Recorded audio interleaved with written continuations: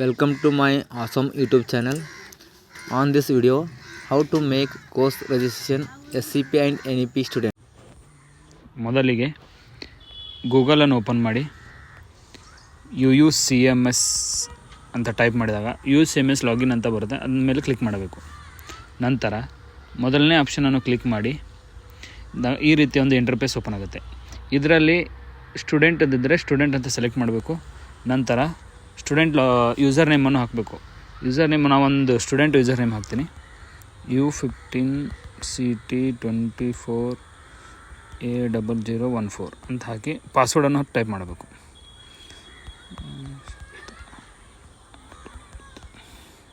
ನಂತರ ಕ್ಯಾಪ್ಚಾವನ್ನು ಹಾಕಿ ಲಾಗಿನ್ ಅಂತ ಕೊಡಬೇಕು. ಲಾಗಿನ್ ಆದಮೇಲೆ ಈ ರೀತಿ ಓಪನ್ ಆಗುತ್ತೆ. ಈ ರೀತಿ candidate name as in Aadhaar ಅಂತ ಇದನ್ನ ಬಿಟ್ಬಿಡಿ. ಆಮೇಲೆ ಇದನ್ನ ಆಧಾರ್ ಎವ್ಯಾಲ್ಯೂಯೇಟ್ ಮಾಡುವಾಗ ಅದನ್ನು ಸಪ್ರೇಟಾಗಿ ವೀಡಿಯೋ ಮಾಡ್ತೀನಿ.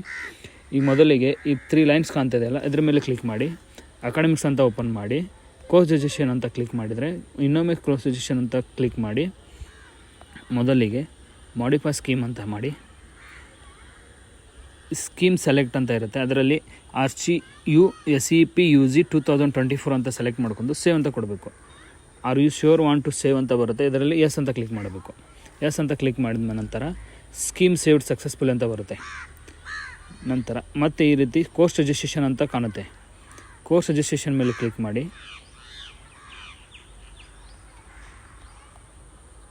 ನಿಮ್ಮ ಸಬ್ಜೆಕ್ಟನ್ನು ಸೆಲೆಕ್ಟ್ ಮಾಡೋದಿರ್ತದೆ. ಇದರಲ್ಲಿ ಕೋರ್ಸ್ 1 AACC ಅಂದರೆ ಇದು ಲ್ಯಾಂಗ್ವೇಜ್ ಬರುತ್ತೆ.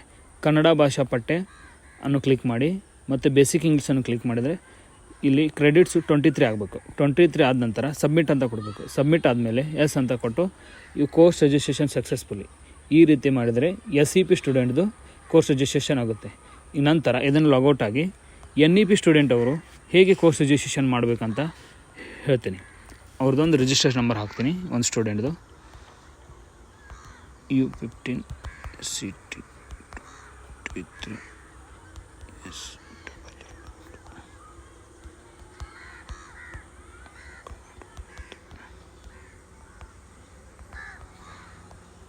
ಲಾಗಿನ್ ಅಂತ ಕೊಟ್ಟು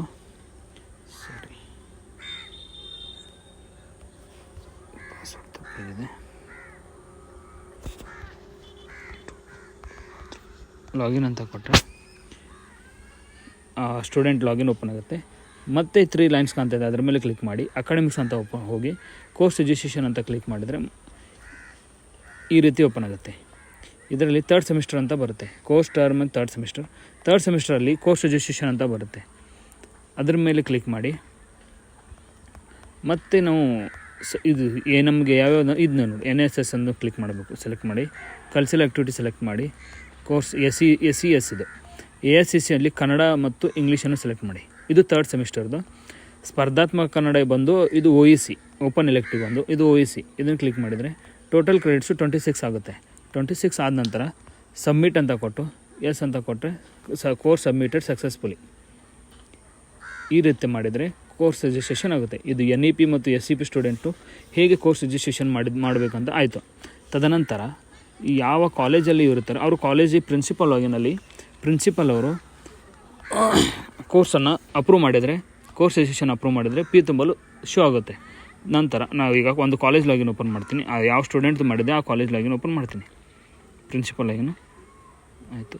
ಓಕೆ 77946 ಲಾಗಿನ್ ಕೊಟ್ಟು ಇವಾಗ ಓಪನ್ ಆಯಿತು. ಈ 3 ಲೈನ್ಸ್ಗೆ ಹೋದ ನಂತರ ಇವರು ಕೋರ್ಸ್ ರಿಜಿಸ್ಟ್ರೇಷನ್ ಅಪ್ರೂವ್ ಮಾಡೋದು. ಇದು ಪ್ರಿನ್ಸಿಪಲ್ ಅವರು ಆಯಾ ಕಾಲೇಜಿನ ಪ್ರಿನ್ಸಿಪಲ್ ಅವರು ಅಪ್ರೂವ್ ಮಾಡಬೇಕು. ತದನಂತರ ಸೆಲೆಕ್ಟ್ ಮಾಡಿದ ನಂತರ UC ಆರ್ಟ್ಸ್ ಮೊದಲಿಗೆ ನಾನು SCP ಸ್ಟೂಡೆಂಟ್ ಅವ್ರದ್ದು ಅಪ್ರೂವ್ ಮಾಡ್ತೀನಿ. First year SCP students approve ಮಾಡಿ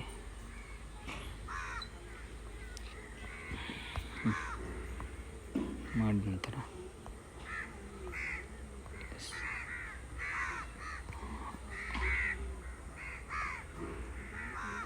ಅಪ್ರೂವ್ ಕೊಟ್ಬಿಡ್ತೀನಿ. ಅಪ್ರೂವ್ ಆಯ್ತದು.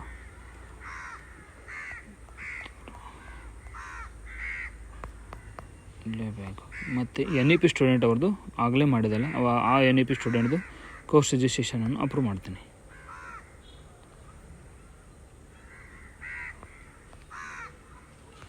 ಅದು BSc ಸ್ಟೂಡೆಂಟು ವ್ಯೂ ಮಾಡಿ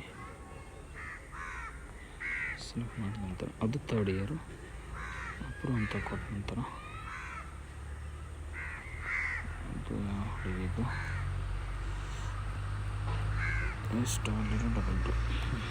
ಬರುತ್ತೆ. ಈ ಸ್ಟೂಡೆಂಟ್ದು ಕೋರ್ಸ್ ರಿಜಿಸ್ಟ್ರೇಷನನ್ನು ಅಪ್ರೂವ್ ಮಾಡ್ತೀನಿ. ಅಪ್ರೂವ್ ಆಯಿತು, ಸಬ್ಮಿಟೆಡ್ ಸಕ್ಸಸ್ಫುಲ್ ಆಯಿತು. ಮತ್ತು ಯಾವ ಸ್ಟೂಡೆಂಟ್ದು ಕೋರ್ಸ್ ರಿಜಿಸ್ಟ್ರೇಷನನ್ನು ಮಾಡಿದಲ್ಲ ಆ ಸ್ಟೂಡೆಂಟ್ದು ಮತ್ತೆ ಲಾಗಿನ್ ಆಗ್ತೀನಿ. ಆ ಸ್ಟೂಡೆಂಟ್ ಲಾಗಿನ್ ಆಗ್ತೀನಿ. ನಂತರ ಮೊದಲಿಗೆ SCP ಸ್ಟೂಡೆಂಟ್ದು ಲಾಗಿನ್ ಆಗ್ತೀನಿ.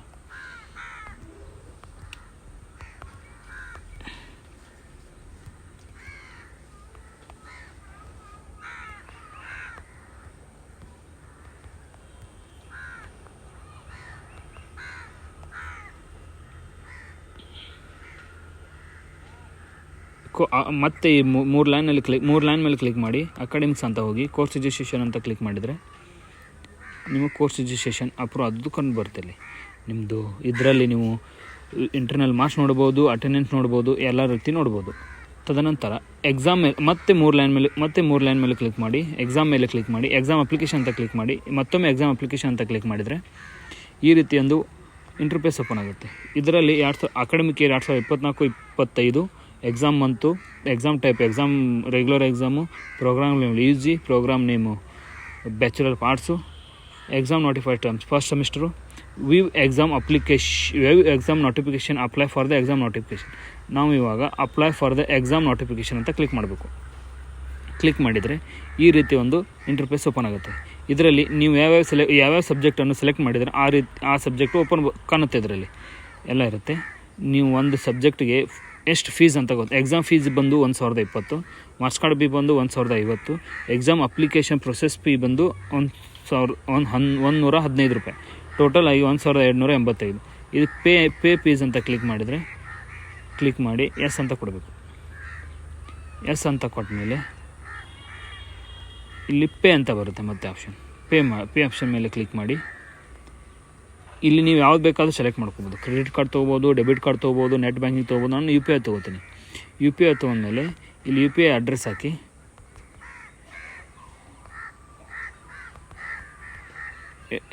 ಈ ರೀತಿ ಅಡ್ರೆಸ್ ಹಾಕಿದ್ಮೇಲೆ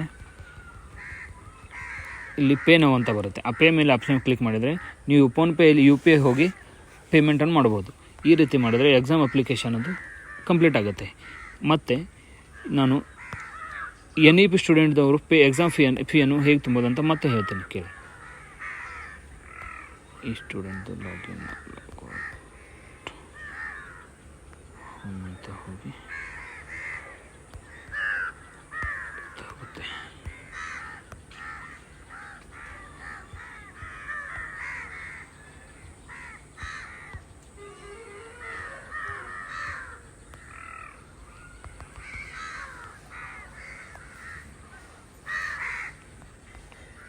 ಮತ್ತು NEP ಸ್ಟೂಡೆಂಟ್ದು ID ಪಾಸ್ವರ್ಡನ್ನು ಹಾಕಿ ಲಾಗಿನ್ ಆಗ್ತೀನಿ.